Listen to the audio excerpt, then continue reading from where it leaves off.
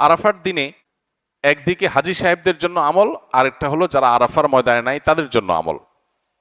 যারা হাজী সাহেবরা আরাফার ময়দানে অবস্থান করছেন তাদের জন্য ওই দিনের সবচেয়ে শ্রেষ্ঠ আমল হলো লা ইলাহা ইল্লাল্লাহ ওয়াহদাহু লা শারীকা লাহু লাহুল মুলকু ওয়া লাহুল হামদ ওয়া হুয়া আলা কুল্লি শাইইন কাদির। এটা মহব্বতের সাথে অর্থ বুঝে ধীরে ধীরে বারবার করে পড়তে থাকা, এটা হলো সবচেয়ে বেশি প্রয়োজনীয় কাজ। কেন? কারণ নবী করিম সাল্লাল্লাহু আলাইহি সাল্লাম বলেছেন যে খায়রুদ দুআ দুআউ ইয়াউমি আরাফা, আরাফাত দিনের দোয়া হলো শ্রেষ্ঠ দোয়া। ওয়া খায়রু মা কুলতু আনা ওয়ান নাবিয়্যুনা মিন ক্বাবলি, নবীজি বলেছেন আমি আর আমার পূর্বের যত নবী রাসূল এসেছেন সবাই যত দোয়া আল্লাহর কাছে করেছে এর মধ্যে সবচেয়ে উত্তম হলো এটা, লা ইলাহা ইল্লাল্লাহু ওয়াহদাহু লা শারীকা লাহু লাহুল মুলকু ওয়া লাহুল হামদু ওয়া হুয়া আলা কুল্লি শাইইন কাদির।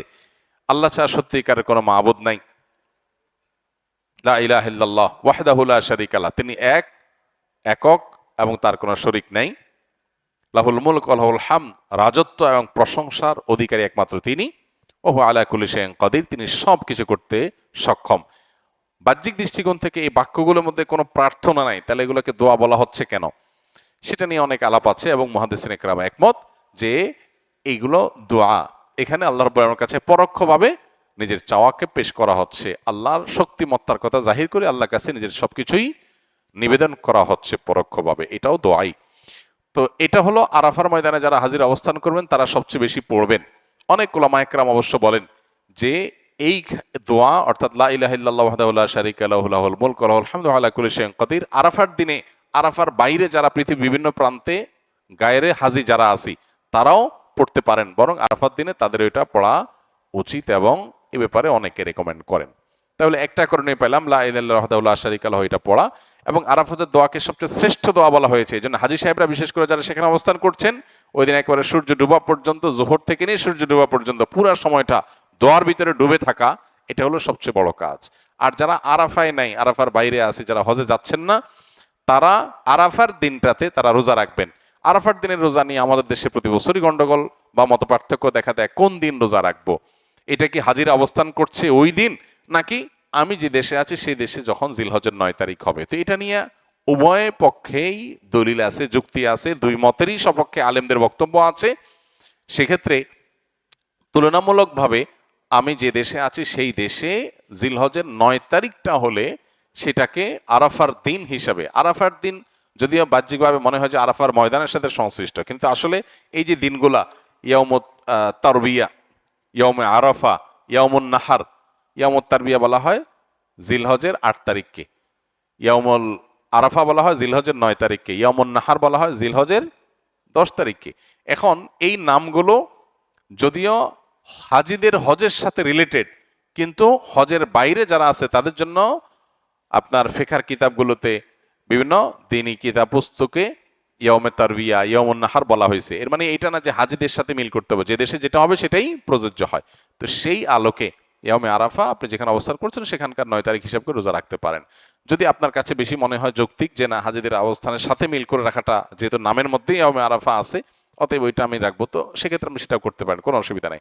কোন রেওয়ায়েতের আলোকে জিলহজের প্রথম 9 দিনের প্রত্যেক দিন রোজা রাখা উচিত, কারণ মামিন আইয়ামিন আল আমালুস সালিহু ফিহিন্না আহাব্বুলিল্লাহ মিন হাযিহিল আইয়াম, বুখারীর হাদিস রয়েছে। এই দশকটাতে এমনি নেকামল করা উচিত, অতএব নফল রোজা আপনি প্রথম সবগুলো দিন রাখতে পারেন, তাহলে আর কোনো ইখতিলাফের ঊর্ধ্বে এমনিই উঠে গেলেন। অতএব আরাফার দিনে আরাফাতের বাইরে যারা আছে তারা রোজা রাখবেন, আর আরাফাতে যারা আছেন তারা কি করবেন? ওই যে লা ইলাহা ইল্লাল্লাহু ওয়াহদাহু লা শারীকা লাহু বেশি বেশি পড়বেন, আর বেশি বেশি আল্লাহর কাছে দোয়া করবেন। দোয়াটা অবশ্য আমরা আরাফাতে যারা নাই তারাও করতে পারি। আরাফাতের দিন মানে আরাফাতে হাজী সাহেবরা যেদিন অবস্থান করেন, সাধারণত সৌদি আরবে ঈদের আগের দিন অর্থাৎ 9 জিলহজ, সেদিনটাতে হাজিরা আরাফাতে অবস্থান করেন। তো এই আরাফাতের দিন বলতে জিলহজের 9 তারিখ নাকি হাজিদের আরাফাতের দিন, অবস্থানের দিন, এটা নিয়ে এই ব্যাখ্যা নিয়ে ওলামাদের মধ্যে মত পার্থক্য আছে। অনেক ওলামা ইকরাম বলেছেন এখানে নবী সাল্লাল্লাহু আলাইহি সাল্লাম আরাফাতের দিন বলেছেন, অতএব হাজিরা আরাফাতে কোন দিন অবস্থান করছেন সেটাই মুখ্য। আপনি যে দেশে আছেন সে দেশে কি 8 তারিখ না 9 তারিখ এটা আপনার দেখা দেখে দরকার নেই, আপনি ওই দিন রোজা রাখবেন। আরাফাত দিন রোজা রাখার সওয়াব আছে। নবী সাল্লাল্লাহু আলাইহি সাল্লাম বলেছেন সিয়াম ইয়াউমে আরাফা আহতাসিবু আলাল্লাহি আন ইউকাফিরা সানাতাল্লাতী ক্বাবলাহা ওয়াল্লাতী বা'দাহা। আরাফাতের দিনের রোজার ফজিলত হলো 1 বছর পূর্বের আর 1 বছর অগ্রিম গুনাহ আল্লাহ তাআলা কি করেন? মাফ করে দেন। বিশাল বিপুল ফজিলতপূর্ণ একটা আমল। এটা হাজী সাহেবদের জন্য প্রযোজ্য না, যারা হজে যায় নাই তাদের জন্য প্রযোজ্য। তো এই ক্ষেত্রে প্রথমত আমাদের মত অনুযায়ী হাজী সাহেবরা যেদিন আরাফা অবস্থান করবেন সেদিন বাংলাদেশে 8 তারিখ হবে, হোক, তারপর আপনি সেদিনই রোজা রাখবেন। আর অন্যান্য আমাদের মত হলো ভিন্ন, যে আসলে ইয়াউমে আরাফা যেরকম 9 তারিখকে বলা হয়, ইয়াউমে নাহার বলা হয় 10 তারিখকে। তো কোথাও যদি নহর নাও হয় সেদিন, তারপরেও জিলহজের 10 তারিখকেই ইয়াউমুন নাহর বলা হয়, ইয়াউমুত তারবিয়া বলা হয় 8 তারিখকে। তো এগুলো এক একটা নাম, মূলত উদ্দেশ্য 9 জিলহজ। বিদায় আমরা যে দেশে আছি সে দেশে যখন 9 তারিখ হবে সে দেশেই সেদিনই আমরা রোজা রাখবো। বিষয়টা গবেষণাগত, অর্থাৎ হাদিস বোঝার ক্ষেত্রে 2 ধরনের বুঝ উলামা একরামের আছে। এখানে কোনো একটা বুঝ আপনার কাছে শক্তিশালী মনে হলে সেটার উপর আপনি আমল করলে ইনশাআল্লাহ সওয়াব পেয়ে যাবেন। এটা নিয়ে কামড়াকামড়ি করার মতো কোনো বিষয় না এটা। আর যদি আপনি বলেন যে জিলহজের প্রথম 9 দিনই রোজা রাখবেন, সেটা আরো ভালো, তাইলে আর কামড়াকামড়ি নেই, আপনার এমনিতেই 8-9 দিন রাখা হয়ে যাবে।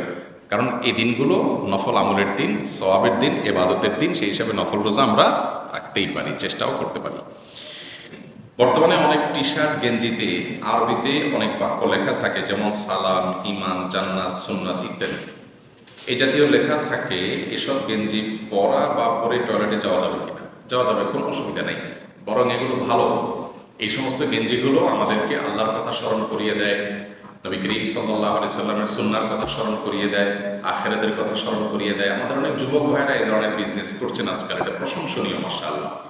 যে যুবকরা ফ্যাশনের অংশ হিসাবে যে সমস্ত টি শার্ট পরে থাকে, দেখা যায় সেগুলোতে আপনার বিভিন্ন খেলোয়াড়ের নাম, বিভিন্ন অ্যাক্টরের নাম, বিভিন্ন ফাসেক কাফেরের নাম, বিভিন্ন আপনার এমন মানুষদের নাম যারা আমাদের আদর্শ না।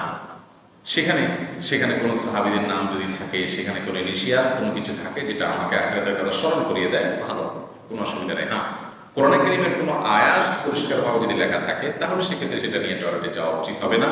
আল্লাহর নাম যদি লেখা থাকে উন্মুক্তভাবে, সেটা নিয়ে টয়লেটে গেলে সেটা অনুচিত হবে, মাকরুহ হবে। এমনি জান্নাত, সুন্নাত বা ইসলাম বা এই জাতীয় কোনো শব্দ থাকলে তাতে কোনো অসুবিধা নাই।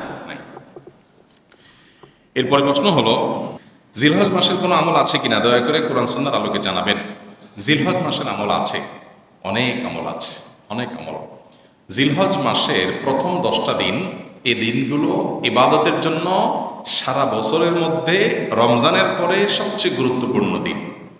নবী করিম সাল্লাল্লাহু আলাইহি ওয়াসাল্লাম বুখারী হাদিসে বলেছেন, মা মিন আইয়ামিন আল আমালুস সালিহু ফীহিন আহাব্বু ইলাল্লাহ মিন হাযিহিল আইয়াম, ইয়ানি আইয়ামাল আশর। জিলহজের প্রথম 10টা দিন নেকামল করলে আল্লাহর কাছে এটা যত প্রিয়, বছরে অন্য কোন সময় ইবাদত করলে আল্লাহর কাছে এত প্রিয় হয় না।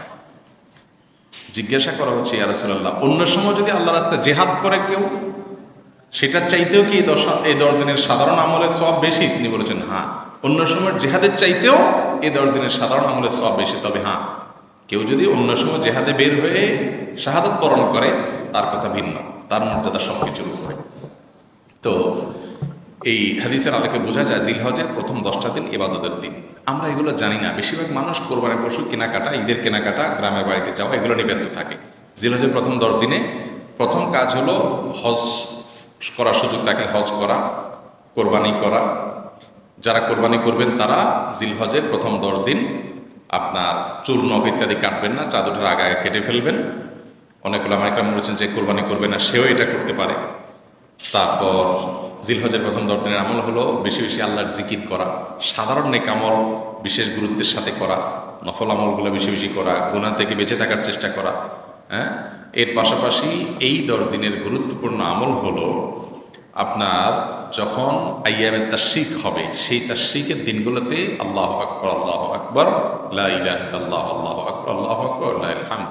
আরাফাতের দিন অর্থাৎ 9 জিলহজ সকাল ফজরের পর থেকে নিয়ে ঈদের দিন, ঈদের পরে তৃতীয় দিনের আসর পর্যন্ত প্রত্যেক নামাজের পরে একবার করে এই তাকবীর নারী পুরুষ সবাই পাঠ করা, এটাই 10 দিনের আমল। এই 10 দিনের আরেকটা আমল হলো কমনভাবে জিকির বেশি বেশি করা, বেশি বেশি আল্লাহ স্মরণ করা, বেশি বেশি তাকবীর পাঠ করতে থাকা। এবং সেই সাথে এই 10 দিনের আরেকটা গুরুত্বপূর্ণ আমল হলো যে অনেক বর্ণাত্মক মতে বোঝা যায় নফল সিয়াম প্রথম 9 দিনই রাখা। আর না পারলে কমপক্ষে আরাফাতের দিনে সিয়াম পালন করা। অতএব আমলে ভরপুর এবং টয়টম্বুর একটা ইবাদতের মৌসুম হলো এই জিলহজের প্রথম